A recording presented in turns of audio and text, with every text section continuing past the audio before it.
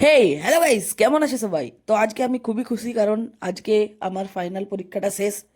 Exam দিয়েছে, আমি ready হয়ে সোজা গাড়িতে উঠে চলে যাই চৈতন্যপুর। চৈতন্যপুর থেকে একটা টেকারে বসে আমি সোজা চলে যাচ্ছি ক্ষুদিরাম মেলা। আমাদের হলদিয়ার মেলা খুবই বড় করে হয়। আমি এখন মেলায় চলে এসেছি, তো হাঁটতে হাঁটতে মেলার ভিতরে যাচ্ছি। এই মেলাটা প্রতি বছর ডিসেম্বর মাসেই হয়।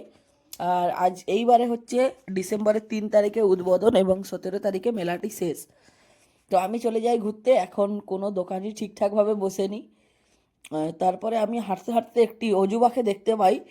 এই দেখো ভাই, এটা কি তোমরাই কমেন্ট করে জানাও। আর দেখো, আমার খিদে পেয়ে গেছিলো খুব, তাই 1 প্লেট মাশরুম পকোড়া নিয়ে খেয়ে নিয়েছিলাম।